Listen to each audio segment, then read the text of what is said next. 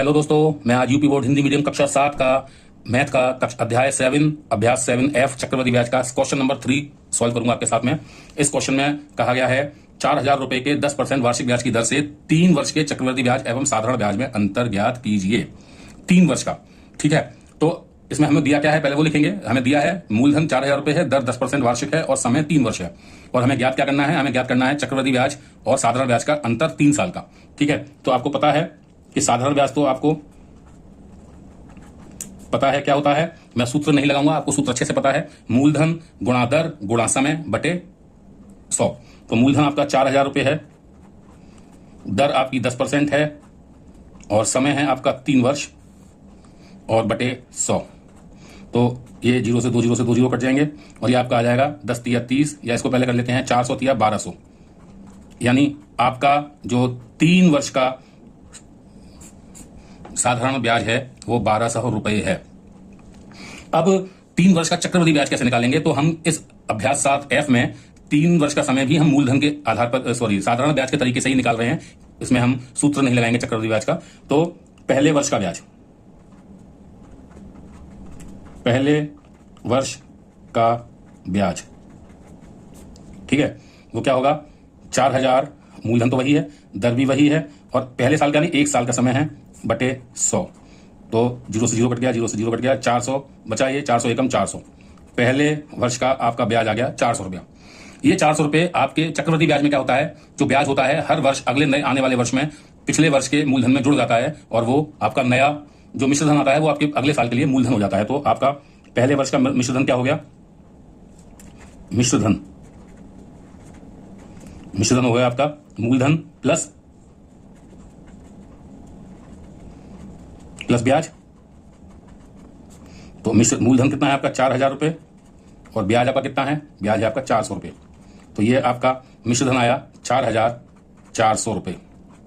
ये जो मिश्रधन है ये आपका दूसरे वर्ष में मूलधन हो जाएगा, इसलिए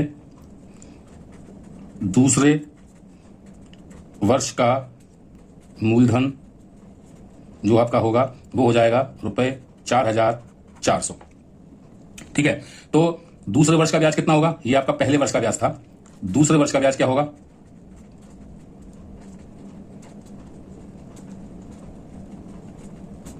दूसरे वर्ष का ब्याज वही मूलधन 4,400, क्योंकि अब ये आपका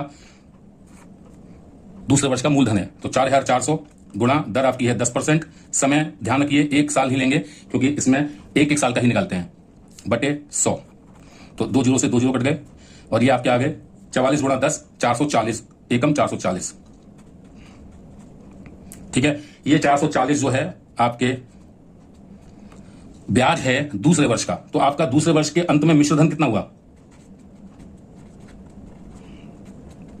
आपका मिश्रधन हुआ पिछले वर्ष का मूलधन कितना था, दूसरे वर्ष का 4,400 प्लस 440 रुपए आपका और जुड़ गया, तो ये कितना हो गया 4,840 रुपए आपका मिश्रधन आया। और फिर से हमने याद करने की जरूरत है कि ये जो मिश्रधन है ये अगले तीसरे वर्ष में क्या होगा, तीसरे वर्ष में ये मूलधन हो जाएगा, ठीक है, ये आपको याद रखना है। तो तीसरे वर्ष का ब्याज अगर हम निकालेंगे, तीसरे वर्ष का ब्याज बराबर वही 4,840, यानी मूलधन गुणा दर गुणा 1 वर्ष का समय के लिए बटे 100। तो ये कितना आएगा, 1 0 से 1 0 कट गया, 1 0 से 1 0 कट गया, तो 484 गुणा 1 484 हो गया और एकम 484, यानी 484 रुपए आपका तीसरे वर्ष का ब्याज है। तो कुल ब्याज कितना आ गया आपका, कुल चक्रवृद्धि, ये चक्रवृद्धि ब्याज ही तो हुआ, ब्याज आपका हुआ 400 प्लस 440 प्लस 484 रुपए। इन तीनों को हम जोड़ देंगे तो ये कितना आएगा, 4 का 4, 8 और 4 12, 12 का 2, हासिल लगा 1 5 और 4 9 और 4 13, 1,324 रुपए का आपका कुल चक्रवृद्धि ब्याज है 3 वर्ष का। तो ये आपका 3 वर्ष का है, ठीक है, 3 वर्ष का कुल चक्रवृद्धि ब्याज। तो अंतर कितना आ गया, पूछा यही है ना, चक्रवृद्धि ब्याज माइनस साधारण ब्याज, तो इसलिए चक्रवृद्धि ब्याज माइनस साधारण ब्याज का अंतर कितना आया, चक्रवृद्धि ब्याज आपकी आई है 1324 माइनस वो आया कितना 1200, तो कितना आ गया 124 रुपए आपका अंतर आया और यही आपका